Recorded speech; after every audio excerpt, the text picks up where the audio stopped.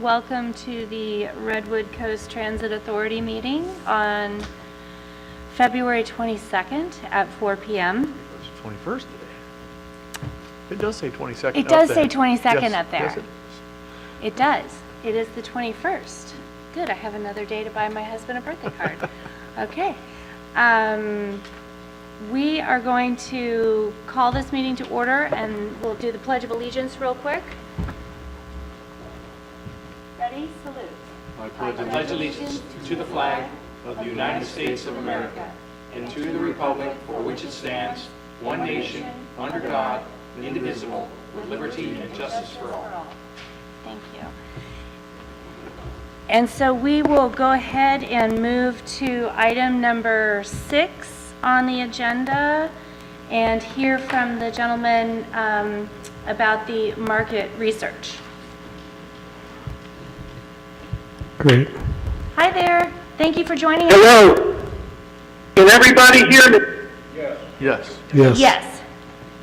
I'd like to say thank you for having me. I'd like to welcome all of my colleagues. Down here in the Midwest, we had a ice storm. All our governmental buildings closed. So this is from a pretty fancy conference room to my home. I hope everyone can hear me with the PowerPoint I'm about to show. Okay, I think we can see you perfectly.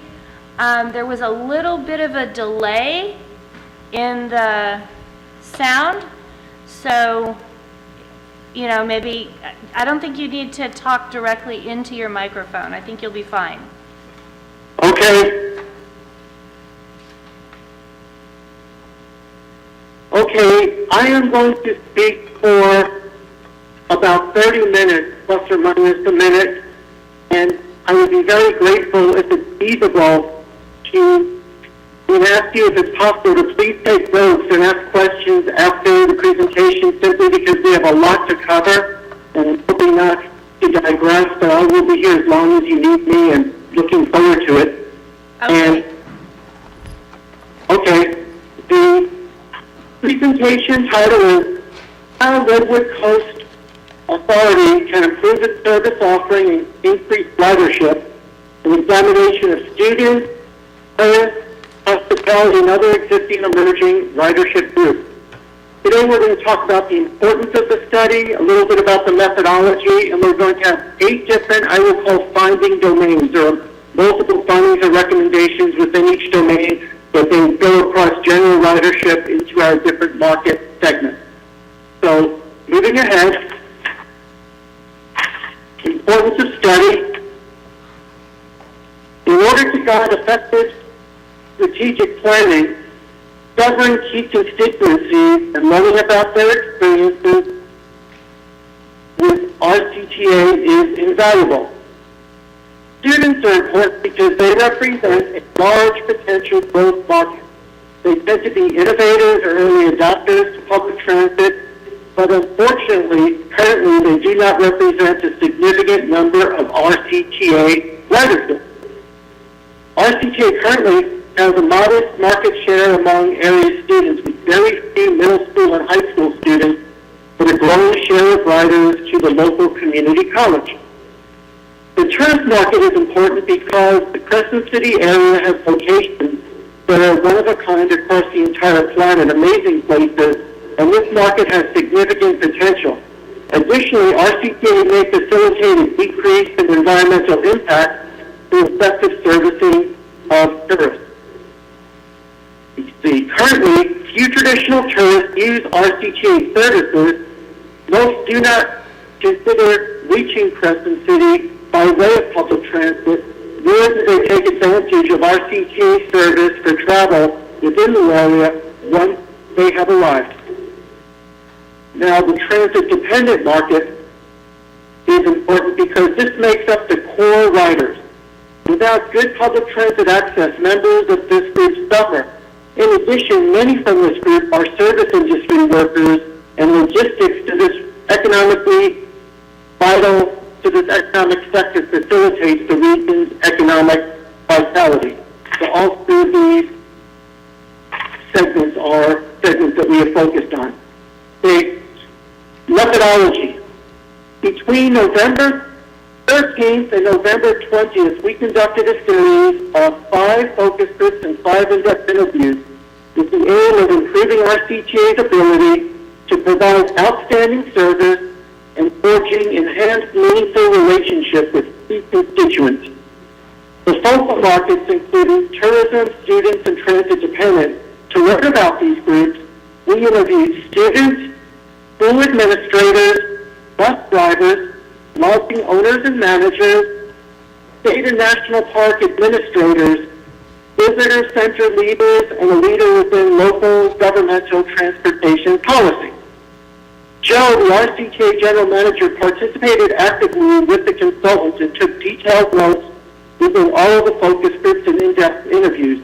The overall goal is to turn insight into service innovations.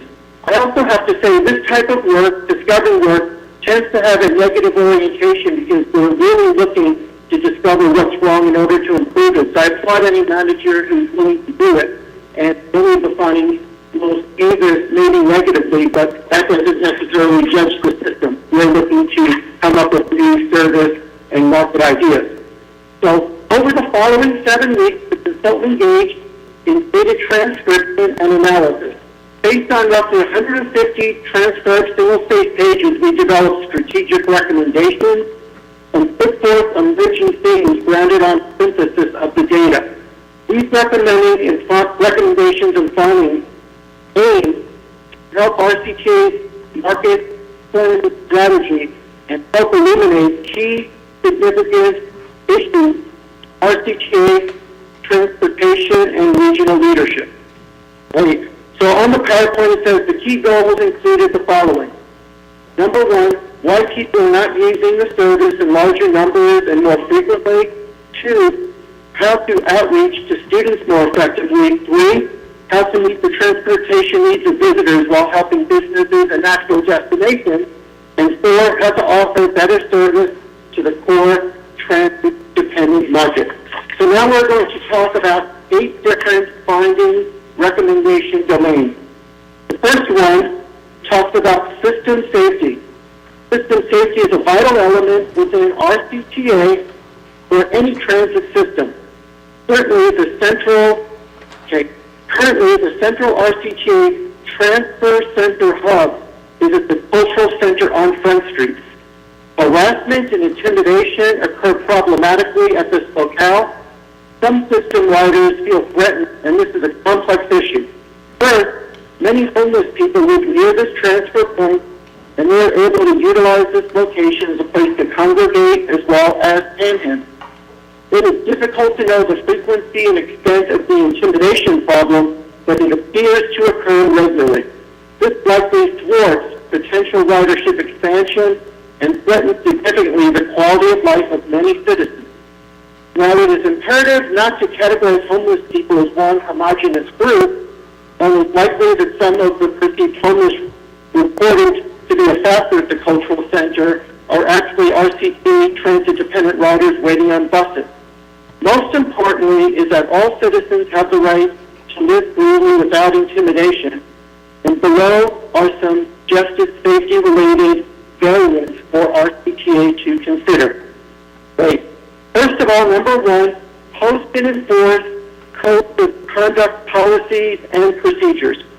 Earlier in 2017, the RCTA board adopted a Riders Code of Conduct, which includes detailed and defined rules against harassment and intimidation, as well as antisocial behaviors.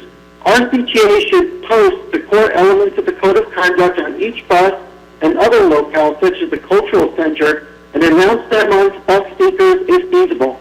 Implementation should include 3 or 4 steps or levels, ranging in punishment and warning, such as removal from the bus up to suspension to ridership privileges, and lastly, expulsion from the system.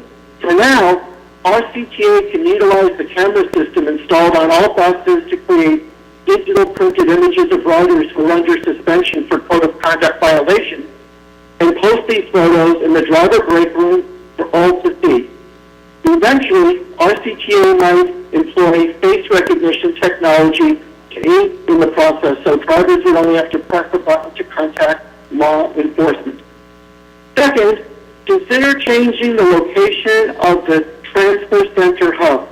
Even within the current environment of scarce resources, this difficult decision-making domain deserves prioritization.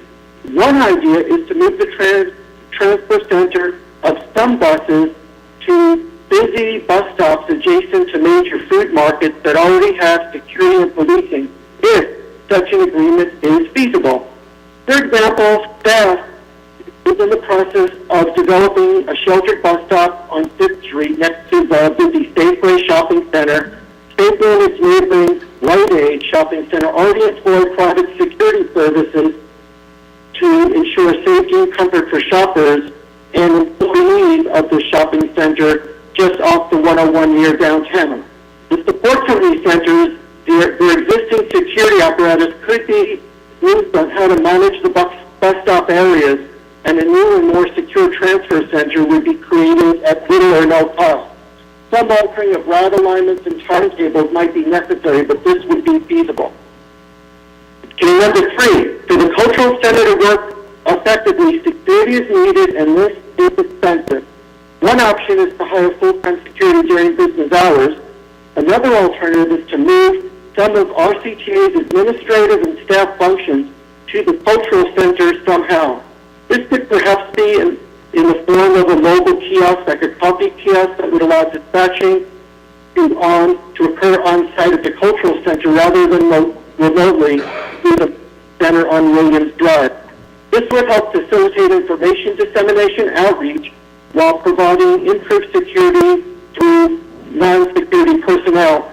And it's likely that this simple operation change and rushing the cultural center will be enough to clean up some perceived danger without any extra operating costs of a security guard. The bulk of this cost would be the portable workspace kiosk that would house the shelter and operations and would be towed back to Williams Drive each day. While capital funding is generally more attainable than operational funding, there are no immediate available funds for this type of vehicle or facility. Both of these options will be costly, and such changes may help improve system safety. Okay, number 2, bus shelters. RCTA should prioritize adding more bus shelters in order to bring more protection, convenience, information, and safety to riders. RCTA currently features just over a dozen shelters, most purchased and installed just a few years ago. However, due to the harsh winter climate, shelters with glass wind panels was chosen for rain protection, and RCTA's operations contractor assigned the responsibility of maintaining the shelters. In many cases, the shelters have broke glass, and RCTA may consider replacing this with some form of shatterproof plexiglass. Currently, RCTA's operations contractor is being paid an extra monthly stipend to monitor the bus shelters, but this work is not being performed adequately. Number 2, ideally, each bus stop will act as a storefront for RCTA, and they will post a context and location-based graphic and text-based schedule that helps riders know visually how to get to key points.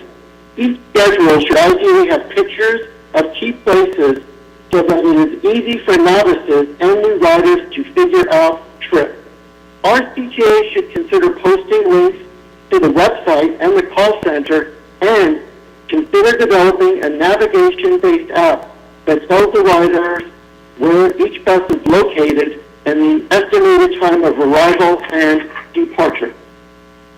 Management should post policies about shelter destruction and communicate procedures to address such behavior. RCTA would benefit from strengthened communications with law enforcement to encourage more aggressive patrol and law enforcement at the shelter.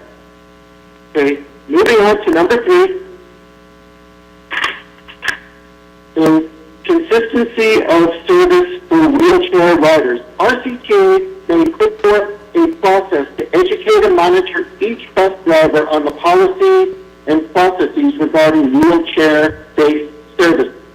Overall, wheelchair services should be consistent regardless of the bus, route, or driver. RCTA management may also consider putting a sign on the bus eliciting feedback regarding the service and explaining the nature of RCTA policy. RCTA may consider setting up some form of generic email site like the one put forth for direct feedback to management. Key number 4. So this is sort of a complex, synthesized one, but meeting the needs of students and developing relationships with CLR College of the Redwoods, the Park Service, and other key constituents, branding, content, and apps. So starting off, it appears that many College of the Redwoods and quite possibly Del Norte high school students who share the same campus and bus stop find using RCTA service difficult. The timing of bus service often fails to align with class schedules. The transfer center is frightening to some, and with the route to the southern campus toward Arcata, by way of Route 20 residents frequently and takes too long with a huge gap within midday. RCTA management may work to align the bus schedules with the beginning and ending of classes proactively. Most likely this can be accomplished simply by moving the time pulse at the cultural center a few minutes so that the buses arrive and depart College of Redwoods just before the top of the hour. This will always be challenging given the dynamic and sometimes unpredictable nature of bus and schedule changes. It makes sense to develop a strong relation with the College of Redwoods administration in order to have this information sent to RCTA in real time. RCTA should consider moving its Regional 20 as well as the 199 closer to the campus. This will help College of Redwood students that live outside of Crescent City to reach the campus easier without a transfer to the local route and avoid having to spend time at the cultural center hub waiting for bus changes. Lastly, RCTA may consider more service toward Arcata, including morning, midday running, coordinating with adjacent transit operators to streamline service in order to help shorten commute time. Now, RCTA has developed a partnership with the College of Redwood that originally sold the administration, College of Redwood administration, monthly bus passes at a discount rate to improve access to students among the transit dependent within the region. This has proven modestly successful and ridership has grown some. However, the fact that regional routes do not stop at the College of the Redwoods, forcing a transfer situation and backtracking in many cases, plus the fact that only a small subset of College of Redwood enrollment is seen as eligible for these passes, likely conspired advantage or lessen usage. RCTA has recently obtained funding that can be programmed to backfill fares for College of Redwood students, which can expand and improve the RCTA CLR College of Redwood partnership that all CLR students can ride free with their ID cards. This grant funding called LCTLP seems stable and permanent and a great fit for the ongoing long-term partnership and can easily be expanded to include Humboldt State University in Arcata. Now, this is important. The Dean of the College of Redwoods expressed an interest in collaborating with RCTA in the implementation of service learning projects. In order to facilitate effective branding of both RCTA and Crescent City, management may collaborate with the College of Redwoods on projects to develop multimedia narratives pertaining to core natural and cultural spots, as well as business spots. This multimedia approach should include, at the very least, photographs, videos, narratives, music, and poetry. It is recommended that each location-based natural element, example a photograph, be connected to an exact geolocation coordinate, so this material can potentially be integrated into virtual tours as well as future virtual reality geo tours. Another subsequent project is that of the developing of a tour bus type of application. When visitors are in a car, walking, or on the bus, this app would provide natural, historical, and cultural dimensions and recommend future settings as well. This project we may aim to develop this project in multiple languages, including English, German, French, and Spanish. This comprises our European visitors, as well as Chinese, Japanese, and Korean. These languages do a good job covering key current and future visitation-based language segments. The State Park Administration, especially the the state park expressed interest in working on this project, and they have enormous expertise, knowledge and expertise. The outcome of such an app may be that of better environmental and cultural education, an enhanced visitors experience, better ecological outcomes, more visitors, and increased RCK ridership.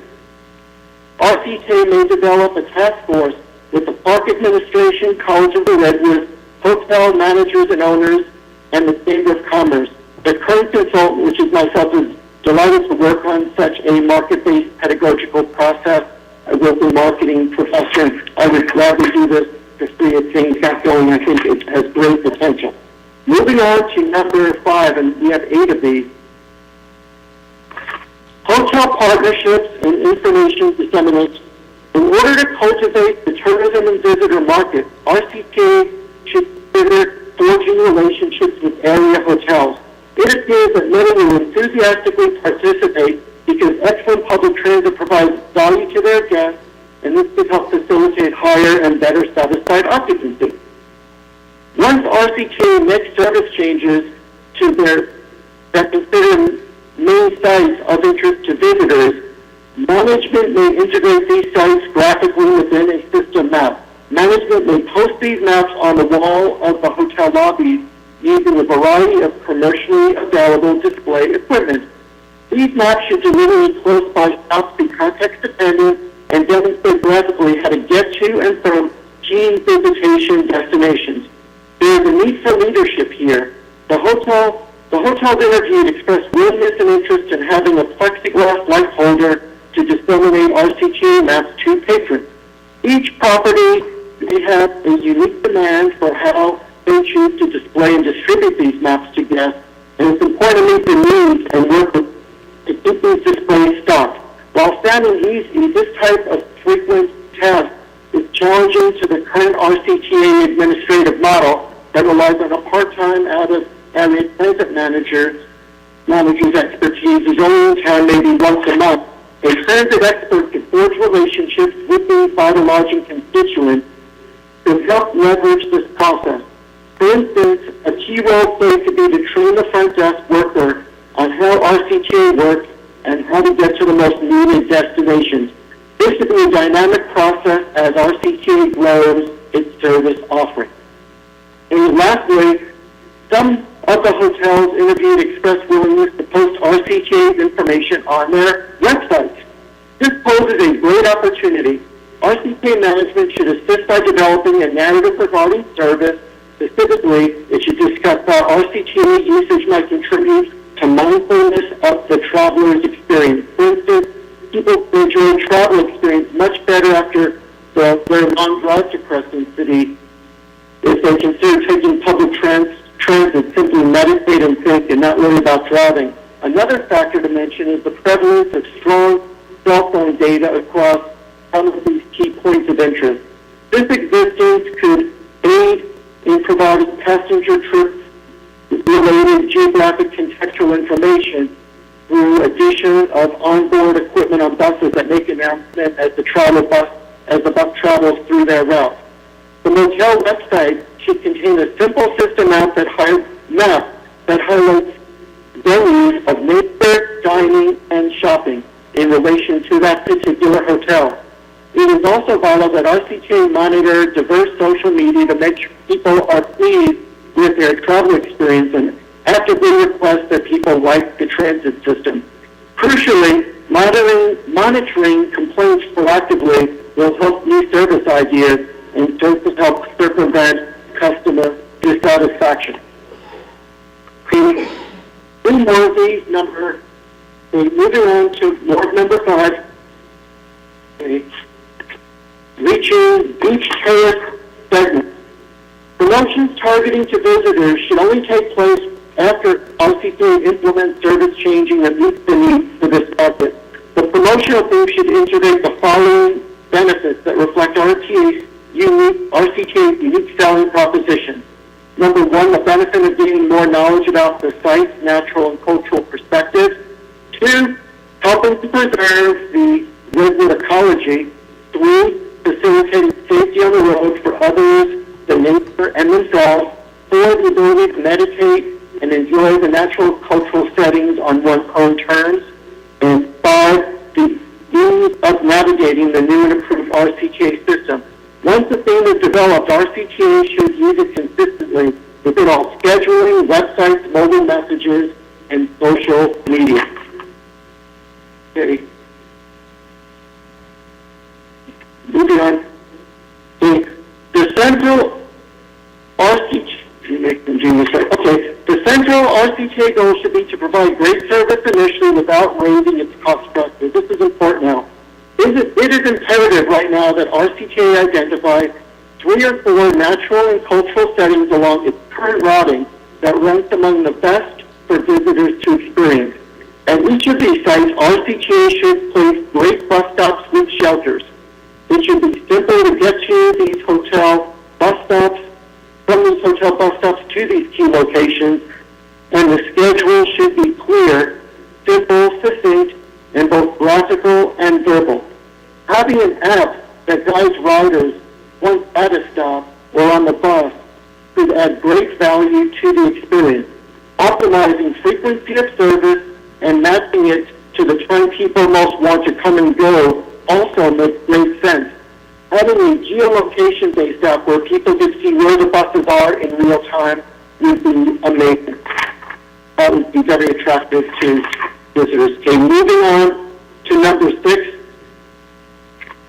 Of course, everyone talks in terms of visitors about South Road. This location receives much attention from visitors and from the park service.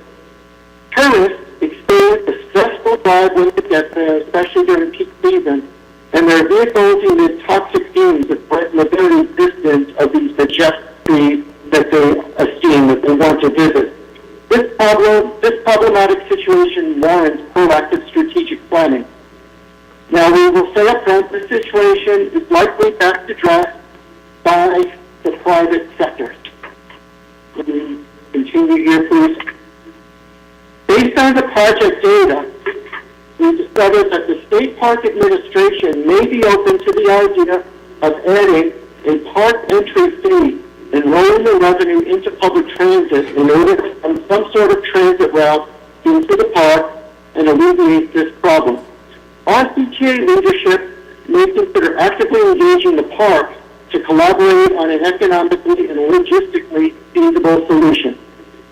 Due to its close proximity to Crescent City, making South Road more fun to visit has helped Del Norte County develop a better tourism infrastructure, and this could facilitate economic development through more out-of-town, out-of-state, and global visitors. One possibility is that of the development of the privately owned service emanating from the Elk Valley Rancheria Casino on Allen Hill Road. In this case, RCK might further develop Route 4 as a feeder route to go into the casino where the shuttle bus might be based. Overall, RCTA should continue to engage the State and National Park Administration. They will be able to generate revenue streams and provide new strategic directions. Without a new funding source outside of RCTA's existing array of public transit funding, this project will likely not come to fruition. A park fee dedicated to pay RCTA or whoever to run the shuttle seems to be the only way forward using the public sector. Alternatively, but also catalyzed by the park entry fee to the park, the casino could directly develop the shuttle or partner with the private sector.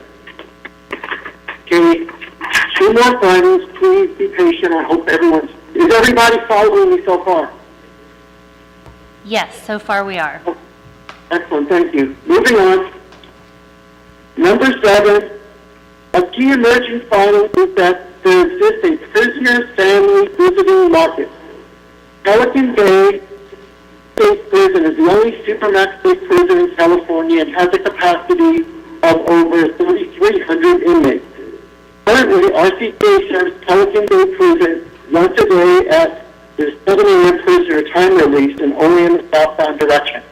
Pelican Bay purchases ride passes from RCTA and Greyhound tickets to enable released prisoners quick access back into the Bay Area. 9 trips per day, 5 northbound and 4 southbound pass by the prison without currently stopping. There are Busted visitors, typically family members who tend to arrive from Southern California to visit Pelican Bay prison inmates. They tend to arrive during the off-season because lodging is more affordable. They tend to stay at a few of the lesser expensive hotels for a couple of days minimum per visit. One of these economy hotels that host these visitors is the Travelodge off the 101. The Travelodge is willing to provide contact information regarding family members who arrange these buses. Currently, most of the prison visitors may most likely drive cars to Crescent City. This may be in part due to the difficulty of navigating Crescent City without a car and the struggle of getting to the airport and renting cars, which tends to be expensive at this locale. Currently, many family visitors must find a taxi to visit the prison or rent a car while in Crescent City. RCCA might be able to accommodate these prison visits frequently simply by adding a prison stop along all trips of the Route 20 in both directions and treat the stops as a regular active bus stop. Currently, the stop can be located right on Mayfield Drive rather than forcing it to turn into the prison and elongate the routing process. Travelodge is willing to allow RCTA to place a bus stop in front and help develop informational material for this particular market. They're also happy to post such emerging information on their hotel website. It's quite possible that other lodgings will share the same level of enthusiasm and are most worthy of partnership. This elevated partnership between RCTA and local lodging business is a high priority. Okay, moving on to number 8. Okay.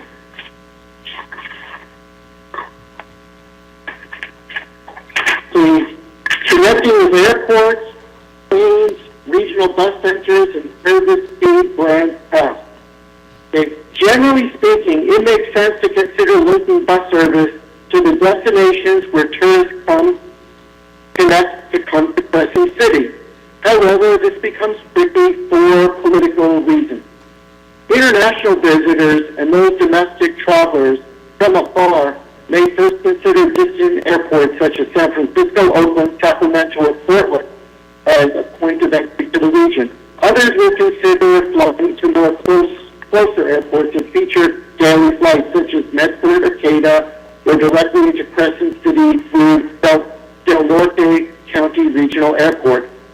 These other closer airports may be viewed locally as a threat to the local airport, the Del Norte County Regional Airport, just northwest of Crescent City. Due to the support of the local airport, which consistently struggles to maintain daily commercial service, RCPA has received pushback against promoting its existing service to Arcata. The Route 20 will deviate to Arcata Airport upon advance request, and it also may encounter resistance to any ideas of expanding service that could be perceived as getting travelers to any other airport other than the Crescent City one. RCPA management may consider meeting with political and public transit leaders from these other areas, develop collaborations to determine the feasibility of forming mutually beneficial alliances. For instance, Crescent City residents expressed interest in shopping in Medford and visiting medical facilities in Grants Pass. And visitors from Medford, including local residents who fly in and tourists who fly in, are interested in Redwood National and State Parks and also the beautiful Crescent City beaches and the lighthouse. Today, one trip per day is provided between Medford and Crescent City by ODOT, the Oregon Department of Transportation, Southwest Point Bus System. Through RCTA, leaders may forge a synergistic plan that benefit multiple constituencies without having to spend inordinate amounts of money. For example, one more daily round trip between Crescent City and Medford by way of Grants Pass could double the mobility at a relatively modest cost to RCTA, thus shifting the cost of providing connections in this corridor with ODOT, the Oregon firm. Service to Grants Pass. RCTA should consider service to Grants Pass to facilitate healthcare access and linkage to Greyhound and Amtrak. It is strongly recommended that RCTA work to collaborate with Oregon-based transit constituencies to create economic efficiency as much as is feasible. In addition, such coordination could provide utility for Crescent City citizens and also attract Oregonians toward Crescent City. The more trade, the better Crescent City appears to lack some of the medical treatment resources needed, and such a linkage could facilitate better healthcare outcomes. In addition, as expressed by RCT drivers, many ridership is not economically affluent, and access to the ability to shop at affordable clothing might create less poverty or help alleviate poverty to some degree. And in addition, many Oregonians may be attracted more to Crescent City if there's an infrastructure, there's such a special, beautiful area. So this concludes the verbal part of my presentation. I'm open to any questions and feedback that you have. Thank you very much. Okay, thank you very much for going through all that. Do we have any questions from the board? Very thorough, very thorough. Yes, it was thorough. Roger? I actually have, I don't know if this is the proper forum. Please forgive me. I really want to hear you clearly. Right now I don't. Okay, I'm talking right into the microphone. Are you hearing me? I could hear maybe 10% of what you're saying. Is there a way? Well, Let me turn my microphone off. so can you hear me now, John? Much better, yes. Okay, all right, so it's one mic at a time. You know, I have a lot of questions. I'm not sure this is the proper forum. I have read the report, so you're reading it again and underlining certain things. I'd like to know, to quantify some of these recommendations you've made, what is it going to cost us to increase our ridership? Now, this is an open question which I don't think you can answer at one time. It depends on what you want to do, whether it's increasing the bus stops we stop at or the tourist component. There's a lot here. I'd like to almost come back and quantify these questions and put them in a different light rather than doing it during an actual meeting.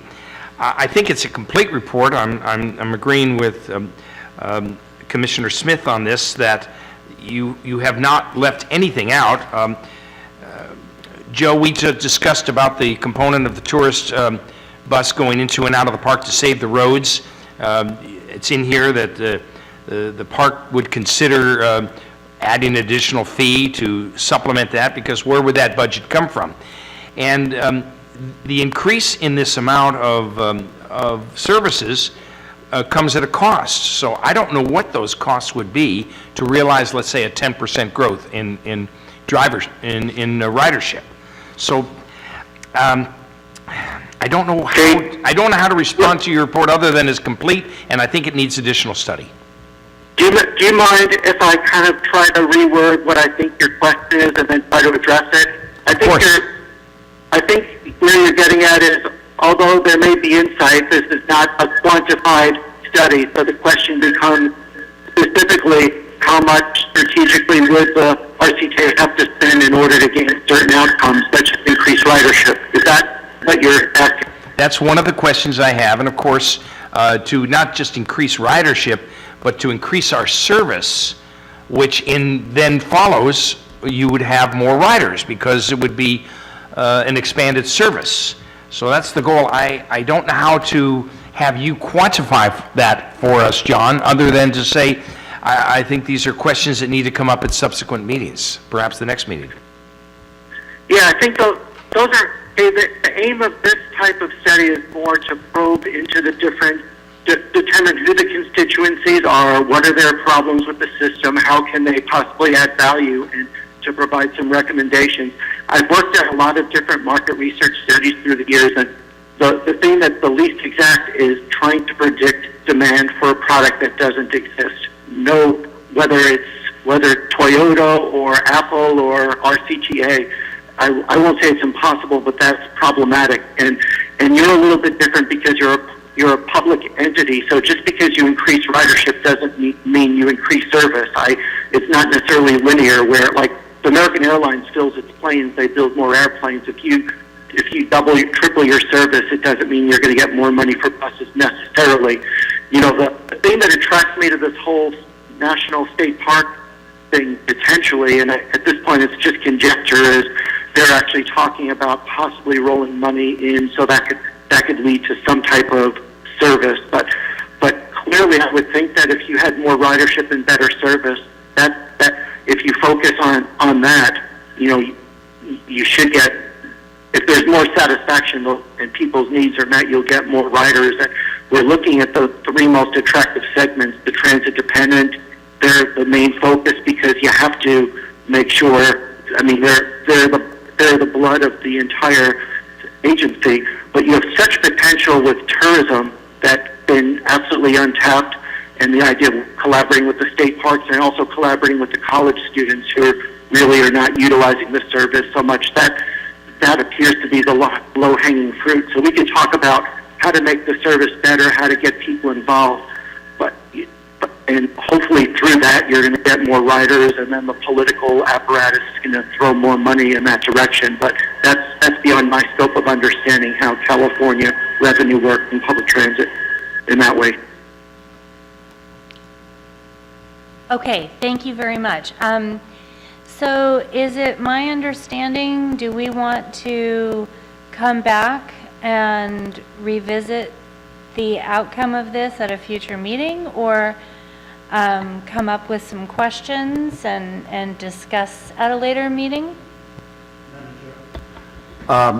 Yes, I think that would be a great idea, and based on some of the recommendations that John provided, there's opportunities to bring a lot of partners in on this. State parks, Chamber of Commerce, somebody from the educational system. A lot of these recommendations kind of have partnerships kind of built into them. So maybe we could think about bringing, we talked at one time about bringing in somebody from state parks to talk to us about the tourism element and et cetera, et cetera. Okay, so Roger, would you like to gather some questions from this, and then we can come back at this in a later meeting and discuss it in depth? The answer to that is yes. I would like to look there. John's done such a really magnificent job, such a complete report. Nobody can swallow that much food at one time, digest it all, and then come out ahead of this. I think we have to look at prioritizing this. The prioritization, and I'm going to go back to last year, Joe, you and I, and we have for 2 years now, discussed the component of getting that tourist who comes in, the proverbial husband and wife and their 2.3 kids, out of their vehicles and on to an RCTA bus to take them into the parks, and it's some kind of circular route. We have discussed that, and the partnership would be state and national parks. First of all, their motivation is the roads are tearing up. They're going to have to maintain those roads, and if we can get vehicles off of going in there and put a big bus in there, a sufficiently sized bus, that would be a pilot program that I'd like to see investigated, and we can look at that as one of the three populations of the unfound rider. We're not currently getting that right now. We have the rider who uses the bus for transportation, and we're starting to develop the student, but the tourist is not, that's a market that is new to us. And I would like to see that vetted by inviting state and national parks here to see what kind of contribution they can make to funding this. I don't think it should be on our backs per se. Let them fund it because they have so much to gain by the salvaging of their roads. That's what I'd like to see as a priority. Okay, so why don't we go over this report on our own time and identify the low-lying fruit that can be picked, and then we can come back and collectively discuss which fruit looks the best. Okay, if I can make a couple of recommendations, these are just ideas, but I'm either willing to come back to a meeting through Zoom if you deem it beneficial, and Joe can give you my mobile number, cell phone number. You can feel free to call me with questions and or email. The more dialogue we have, if that helps facilitate things, I really hope we get great outcomes. That's very generous of you. Thank you, Joan. And I would suggest, actually, we're going to get to it later in the meeting, but it's my hope to take this board through kind of a strategic planning workshop in a couple months when we get together again. Hopefully it'll be perhaps even at our transit operations and maintenance facility. But that'd be a great venue to kind of prioritize and just have a really good discussion amongst us in more of a workshop format about which ones we want to pursue and in what order, because we obviously don't have the money to do all this. But sandwich is eaten one bite at a time, so we can decide which we want to do first and prioritize. Does that sound reasonable? We'll come back at this in April? Okay. Thank you very much. Thank you, John. Thank you. Appreciate it. Thank you so much. Have a nice evening. Thanks. Okay. All right, so you'll unplug us? Okay, thank you. I'm going to log off. Bye. Bye. Bye-bye. Okay, since we skipped ahead to... May I just have one additional comment, Madam Chair? Absolutely. All right, I'm reading the title of this extremely well-done professional report. How Redwood Coast Transit Authority can improve its ridership, it can improve its service offering and increase ridership. Two goals there. An examination of 3 different passengers, the student, the tourist hospitality group, and other existing and emergent ridership groups, and that could include the existing rider. I would like our board, this authority, Redwood Coast Transit Authority, Madam Chair, to consider of those 3 populations, which one we should prioritize for an upcoming meeting. Okay, And that can be done by agendizing it and then us thinking about it, and then taking one of the, I guess I'm being transparent when I say I think the most potential is in the tourist hospitality area. Now, I don't say that cavalierly. I say it because the existing ridership is a stayed population, the existing people. The student is an iffy number because we have a limited population goes down to Eureka, Arcata, I should say. But this tourist hospitality group is really a little treasure trove. And I'd like us to look at that, and then we should take a vote on it to see if that's our priority, and then begin to coalesce questions in terms of how we can develop that one population and do it, as Joe said, a bite at a time. okay, I like Okay. that idea, Roger. So at our next meeting, which will be in April, and I hope that it will be at the yard. It could be because we're going to talk budget and look at our strategic planning as well. So that would be a great opportunity for you to come with your ideas and take from this very detailed packet what we can, sort of utilize and perhaps move towards. I love the idea of looking at the tourist as our next rider. The whole the economic summit this year is based on economic recreation, which is tourism. So there is a movement afoot in this community to drive that home. So absolutely. Okay, moving right along, we can approve the minutes of the January 17th, 2018 meeting. Motion to approve. One second. Alrighty, could you pull the vote? Comments in public. Director Oh, yeah. Smith? I guess, do we need, well, we can, do we need public comment? I'm sorry. Yes. Mr. Lonsdale. Seeing that there's no public comment, now we can pull the vote. Thank you. Director Smith? Yes. Director Gitlin? Yes. Director Short? Yes. Madam Chair Keim? Yes.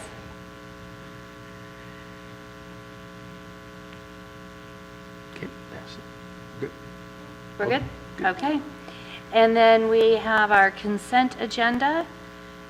We have public comment. Just open public comment for you. Public comment? No? No more public comment? Okay. So we'll move on to the consent agenda. Madam Chair, I make a Yes. recommendation that we approve the consent agenda number 5A and 5B. I'll All second. right, we have a motion and a second. Public comment. Director Short? Yes, but we should have public comment for the consent agenda prior to the polling vote. I thought we did. Each one. Each one? Okay. No, We had general public comment, which was general- number 4, but general then, public comment. yeah, he's talking about Okay. specific to item 5. Do we have any public comment on our consent agenda? Okay, then we go They- back. Okay, Anything on the consent agenda needs to be. Director Short? Yes. Director Gitlin? Yes. Director Smith? Yes. Madam Chair Kine? yes. 6 is done. All righty. So we're getting our repeater system put up at the fire station. Yes, as soon as we get the signatures, we're going to fax them, email them up to the vendor, and they will schedule the installation date. Fantastic, Yeah, it's exciting. fantastic. Okay, so are you going to update us on the advertising revenue program? Yes, thank you, Madam Chair. This is just an update. The Redwood Coast Transit Authority has, in the past, entertained some exterior bus advertising, as evidenced by, we found some signs on some of the buses that have been around for a while. But it was never, seems like it never got going as a full-blown program. When I started working with the board 2 years ago, it was mentioned as a priority that we wanted to try to obtain this potential extra revenue for the system, which would augment our fare box revenue. An RFP then was created, request for proposals, to see if the private sector would bid on and perform this service for us, with the general understanding that it's going to involve some sort of sales effort, sales force, salesperson, and a sign maker locally that can handle the actual creation, installation, and uninstallation of the signage themselves on the buses. So with that direction, as time has allowed, I did outreach and we created an RFP and met with the local radio folks and newspaper folks to gauge their interest in the project. If we release the RFP, would they bid it? What would they want to see different? What was their level of interest? Unfortunately, it was not high. However, we did encounter a local sign maker that's very interested in being part of the project. So what we're really lacking at this point is the sales force, the sales entity, someone to manage the project, find advertisers that are interested in the signage, and basically then steer them to the sign company for the production and installation. So maybe the sign company could create a "your logo here" type sign on a few of the buses with the contact info and... Excellent. I think that's a very important thing, is that for the program to get off the ground, we should have our buses that are not purchased and that are not displaying commercial advertising should have a self-promotional sign on them that says, see your message here, and then steer them to a phone number and an email for leads to whoever the sales entity is. So yeah, I think that's an important part of going forward, how we generate sales, yes. Okay. How do you feel about, you like that idea? Yeah, I like it. I think it's a good idea, as it's found money. It's money that we certainly can put to good use. I don't know what the rates would be, but I guess we're not at that discussion yet. It should be incentivized if there's people involved. I mean, I just think of all the potential realtors and retail stores and anybody who wants their message out. Sure. That's found money. We just need to find the authorized sales agent to go and market it. And then we add it to our tills, and then that offsets other costs, so. Right, it would help a little bit. What I proposed in the written staff report was that we, with board direction, we go ahead and finalize an RFP and simplify it so that it open for any type of bid. And with that in mind, I might bid it myself to do that as extra work for the board, to manage the system. but perhaps the sign maker or some other entity would express some interest that we just haven't heard yet. But if we put it out there on the street, the worst that can happen is nobody bids it. So I'm kind of looking for direction from you guys if you want the RFP to go forward. One thing to consider is, and this might be very important, and Chair Keim touched on it earlier, if the agency were to sort of underwrite, to budget a little money for the advertise here signage, that's going to be needed no matter what, because as buses, as a buy ends and a tail opens up, we don't want it empty. We would want to put the advertise here to keep promoting leads and keep generating leads.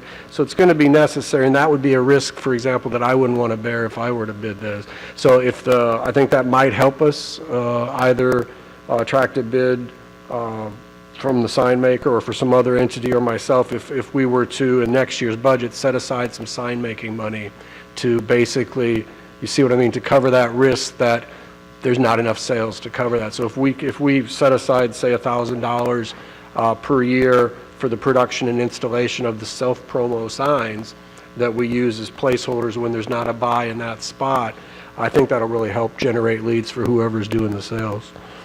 Okay. Do And we have can an talk about that in the budget. in April? We could find that money by probably in another account this fiscal year, but the other alternative would be just to budget the next year's budget with it in there. That Okay. gives us time to work this through and see who's interested.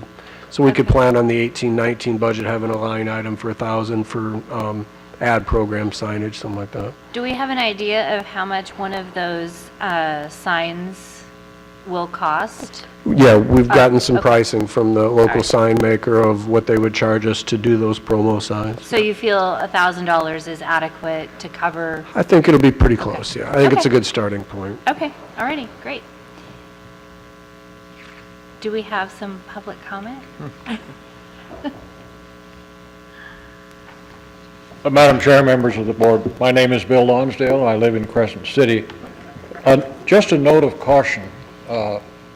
Several years ago, when advertising revenue was being sought by one of your predecessor boards, the issue came up that in those days, and I'm not sure if it's still the case, advertisers want to wrap the buses so that the bus looks like a can of Pepsi or a can of Miller Lite going down the road. And that was rejected by your predecessor board based on the idea and the realization that no matter how they guarantee that the windows will not be obscured by the wrapping, it pixelates what you see through the window. And that defeats the purpose of enjoying our beautiful scenery. So I would like to caution that when you go out for bid, don't provide a window for that kind of wrapping of the window. Thank you.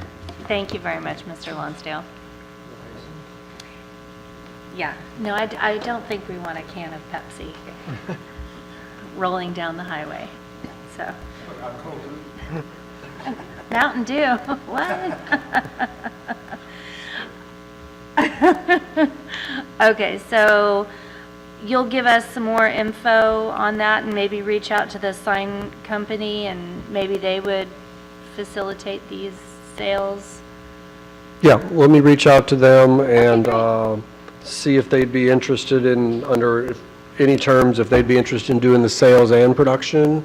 I mean, they likely already have a lengthy list of customers whose logos they do already, you know, to do. I'm sure Pepsi's not one of them, but, you know, a local company, they'd probably already have the info. May I just make one additional comment? Absolutely. And I want to respond to Mr. Lonsdale's comment that this advertising program, should it be embraced and adopted, I think would have to go through, we'd have to have a policy as to what products are being advertised. And again, the way in which it's tastefully presented, we're not looking to make us a one bus that has a certain image to it.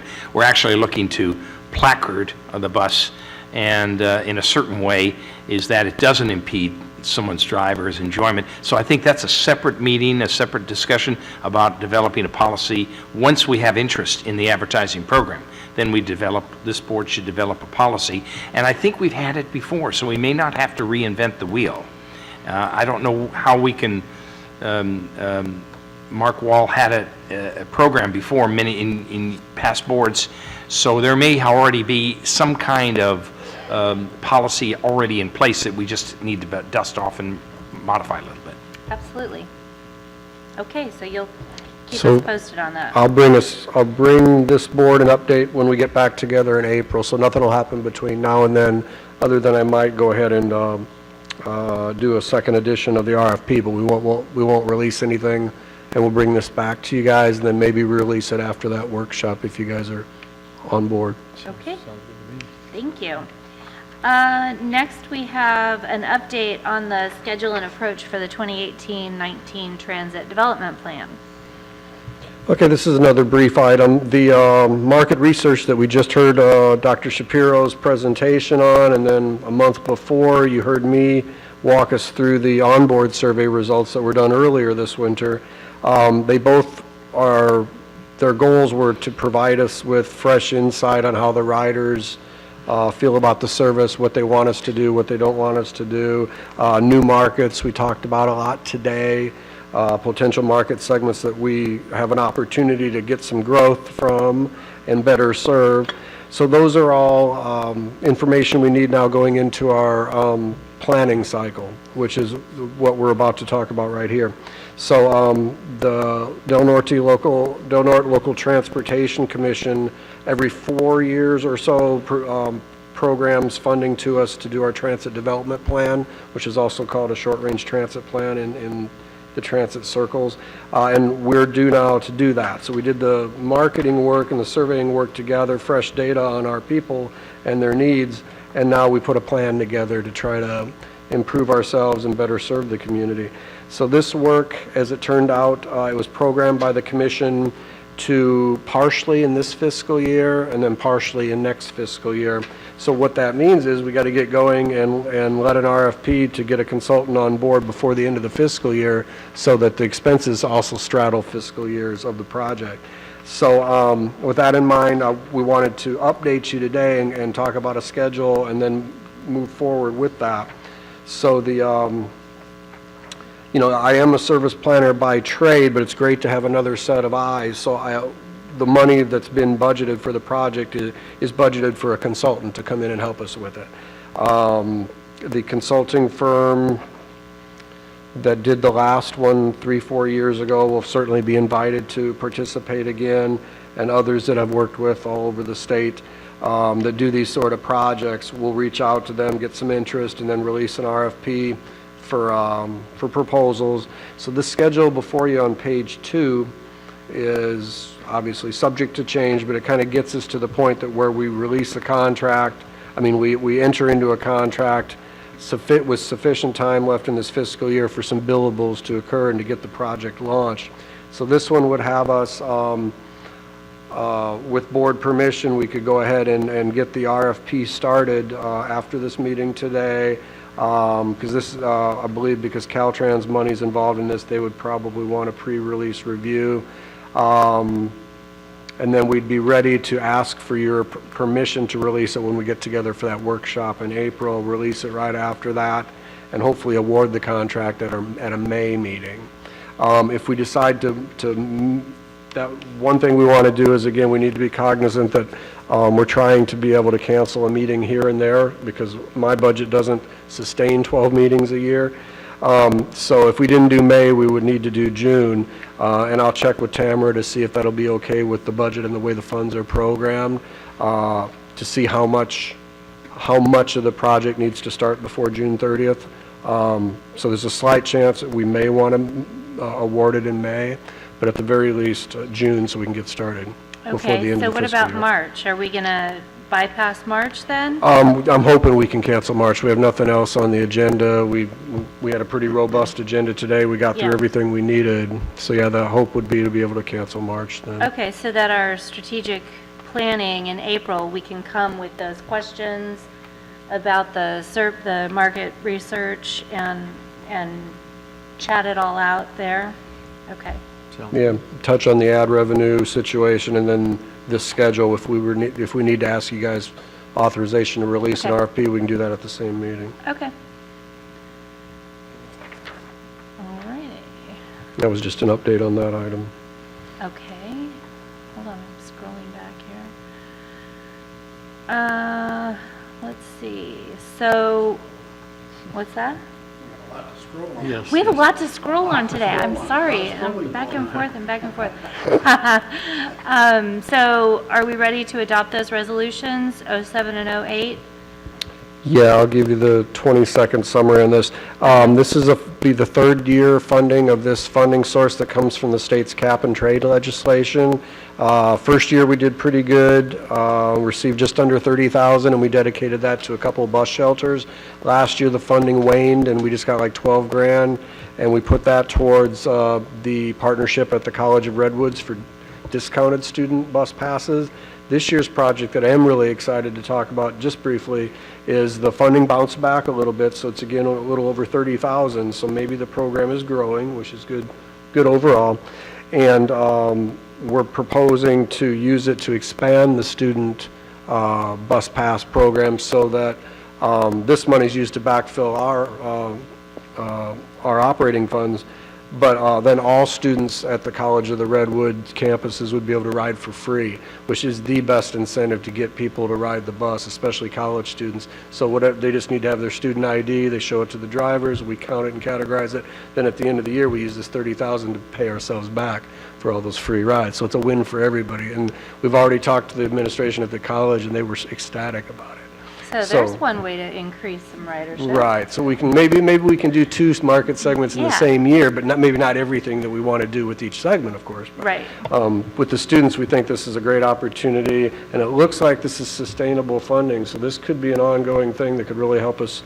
And it would be eligible for both students. I don't know how many of them will use it. We still probably need to change our schedules on the Route 20 to make them easier to use, but folks could use it to also ride to the Fortuna campus or HSU. We haven't talked to HSU exactly about this yet, but it's on my list. So it's easily expandable to the other campuses, and then they would just, the funding's there to sustain that. That's a huge savings to students, too. Yeah. That would be great, make their life easier. Madam Chair. Yes. So Joe, if I read that right, the money, the 30,000 is coming off of SB1, the gas tax increase, right? No, that was the consent agenda item. This Maybe that was the wrong money thing. is the cap and trade. I forget is Well, the cap and AB, trade money. remember that cap and trade funding Yes. from 2 to 3 years ago? It's starting to flow through in this LC top. I'm actually going to a workshop tomorrow morning down in Santa Rosa to where they're telling us how to do the applications. But it's a 3-year-old program, and you need to show greenhouse gas reductions, and for us it'll be new riders, auto trips avoided, so it should score well, and it's available for operations, which not all, as we know, not all funds are. So no, this would be the LC top portion of the cap and trade money. So everybody, we have an audience out there that's looking on TV. I think we need to talk in terms of what these initials mean. This is the Low Carbon Transit Operations Program. Yes. So we all get into the weeds, and then we start using this LETOP and LECTOP or whatever it is, and we talk in acronyms, and no one knows what we're talking about if you're watching on television. So, and the amount of money in question is $35,203, of which, and I'm a little confused about the split on this, Joe, only $1,928 comes directly to the Redwood Coast Transit Authority. The rest goes to the Del Norte Local Transportation Commission. That's, I'm not quite sure how that split is quantified that way, but what, 89, 95% of the money goes to the LTCO, and we get a little under $2,000 to do what we're going to do. Is that how I'm reading these numbers? Sort of. I'll give Okay. you a firm sort of. The money is split into two streams, and the smaller one, the $1,928 one, is dedicated directly to Redwood Coast Transit, and that's based on They both come from the State Transit Assistance Fund called STA, which we all get. It's part of our annual budget and a pretty important part. They come out of that stream, and the small one is based on our revenues we collect, and it's our share of all statewide transit revenues. So all of our fares, which, as we've noted, and Mr. Lonsdale's often talked with us about, we do pretty good on Farebox for a small rural agency. But compared to BART and Caltrain and LA Metro, we're just a real small piece of the overall pie. So that's how the $2,000 figure, or the $1,900, and then the rest is based on our population of Del-Norte County. So it's the STA stream, which is bifurcated into revenue-based and population-based, and that's why the two.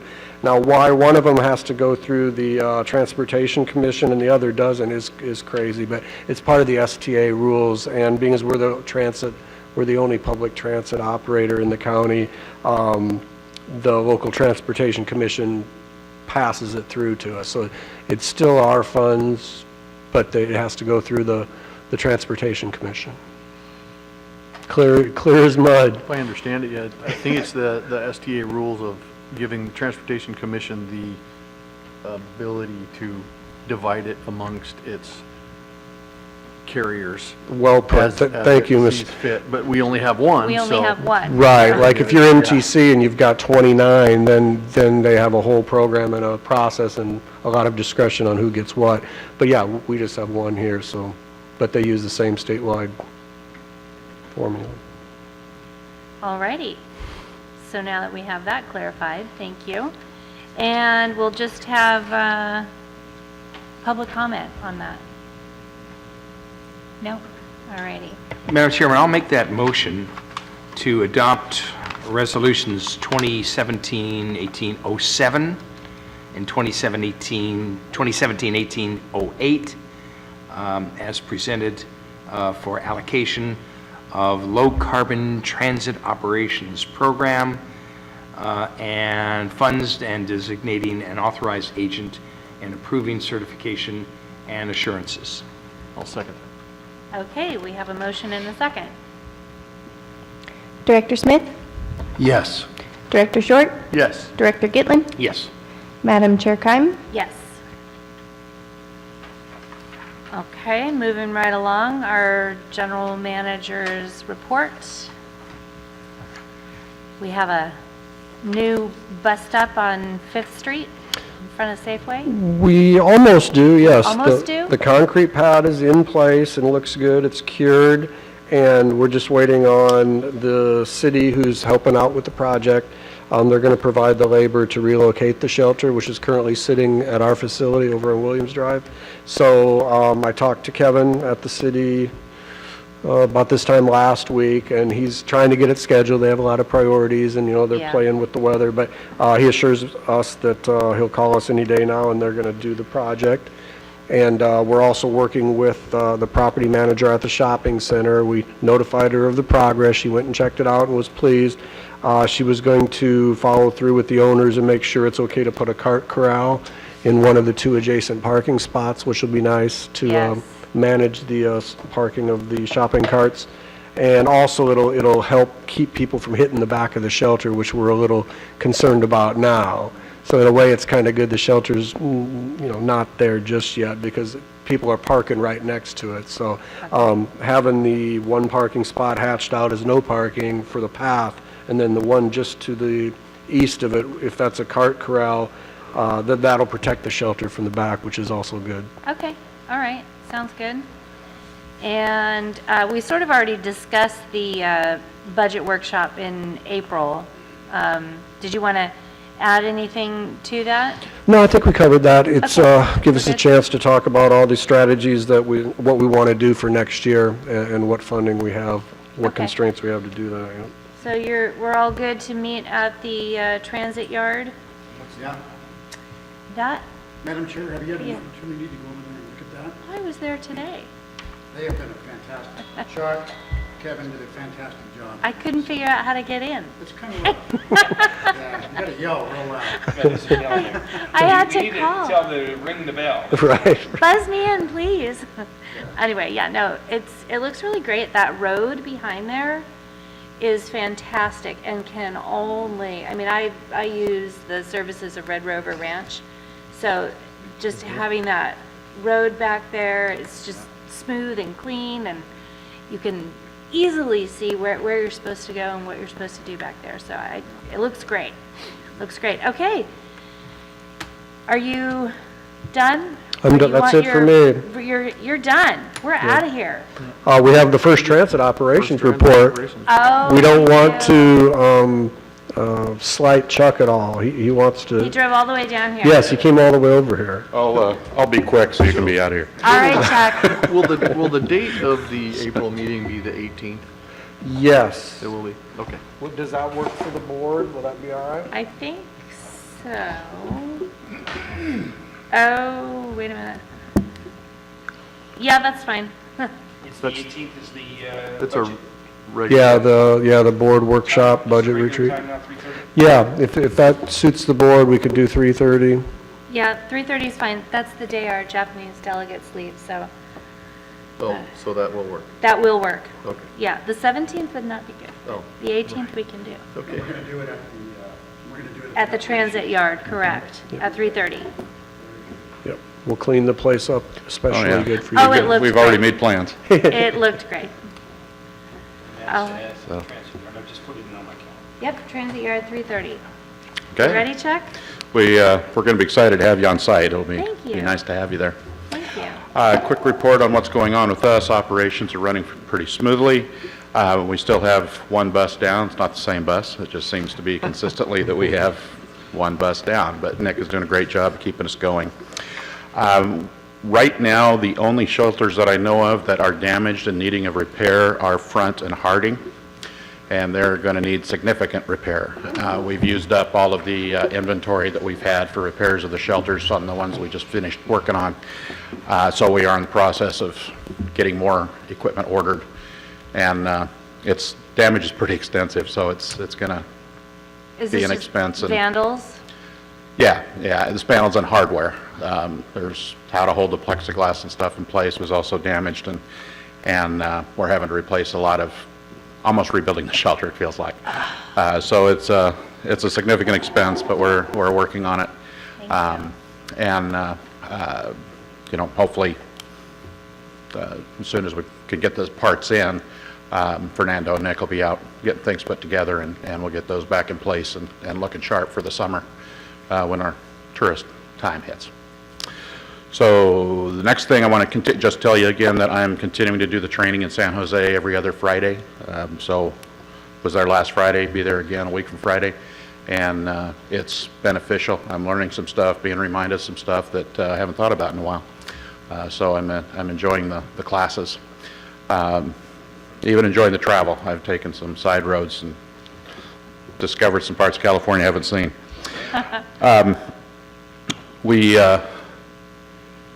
We have also updated our data tracking system with the spreadsheet. One of our people from First Transit came and spent a couple of days with us and talked with him, and he put together a plan that the staff is liking and the drivers are liking. We're still fine-tuning it as we're getting into it and looking to see what more questions or more answers we can get from it. We're finding some things that I'm able to go back to Jason, who built it for us, and we're doing some conference calls and things to get that fine-tuned. But overall, I think it's going to be, it has already streamlined us, helped with some of the work that the gals have done with the stats. They don't have to go to 4 different places to get information. It's all pretty much centrally located. And so we've been working on that. And the last thing that I wanted to just mention is reading the report and listening to his report earlier. There are some things in there that are part of our bailiwick. And so I just wanted to assure you I'll be sitting down with our staff, going through that report and looking at the things that we are responsible for, doing a review of them, and seeing how we can continue to shore up and do a better job and accomplish what we all want to have happen. Great. So thank you very much. Thank you. Thank you. Just a quick question, Chuck. Just wanted to say, how's personnel issues? Are we up to score on drivers and mechanics and employees are filled in? Yeah, I would still like to have 2 more drivers. It's a challenge, and the first challenge we run into is the time span that we have to go through the CHP background check. And what has happened, we've had 4 people hired since I've been here, and 3 out of the 4 found other jobs while we were waiting for that to happen. And so that's one of our challenges that's not easy for us to fix. But we'll keep working on it and keep trying to stay in, good graces with the CHP and press forward. Okay, So, I anything do else? have one more question if I could ask, Madam Chair. of course. So going back to the shelters, and Joe, I think we talked about this before, the damage, and the damage keeps happening. And we talked about cameras at one time, I thought, but money's an issue, or hooking them up was an issue, or there was something about you couldn't put cameras in the... It's pretty unusual. I don't want to say that we can't. It's really unusual to have cameras in shelters all over town. They'd need to be on some sort of wireless, they'd have to communicate to us somehow. Well, I know we're isolated, like Front Street, that's, Right. That came out of a survey. Yeah. It's an isolated area, and Harding is too. Yeah. If it made sense in some areas, would that be worth the investment to look at cameras versus the damage to the... Oh, I think so. No, it's a good idea. We should. One thing, we can also look at some of the spots, we could look at relocating the shelters, because if they're not in a high ridership spot, they're getting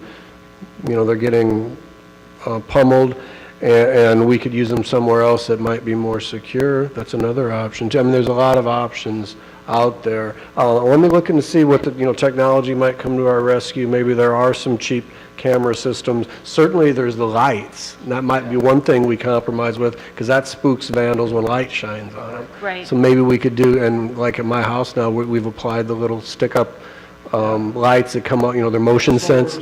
Yeah, so maybe at the very least, there's some low-cost solutions like that might be feasible, other than, maybe short of video. But yeah, that's an idea. And I do feel, I wanted to jump in, even if someone hadn't brought that up. I feel bad for Chuck and his team. The report seemed negative about the vandalism, but Well, it was the team taken can't 3, help 4, that. yeah, it was 3 or 4 months ago, and they have made great strides. I went by the grocery outlet shelter today after we had lunch. It looks great. They've recently put in 2 pieces of fresh plexiglass there, so they're getting on it now, so And that's great. that's another thing to point out, is that the plexiglass is more resilient than the glass, so hopefully their damage won't be as intensive as it has been. Are Right. they bending metal, or is it mainly just the glass, or are they bending metal or starting? It's mostly just throwing stuff through the glass, Okay. and then if they don't feel like they've broken enough, they kick it and stuff to, bend it and do more damage. Yeah. As far as spending money on cameras, I do support low-cost solutions, something like lights, because my thought was the end game.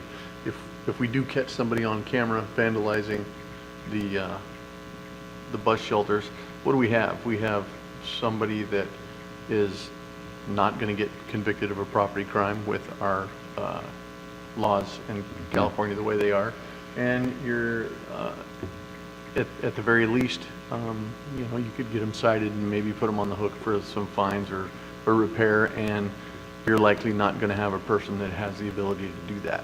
So we could end up spending a lot of money on cameras and going into that effort, and it would be a fruitless venture for us. So I'm certainly supportive of that low-cost idea with the solar-powered lights.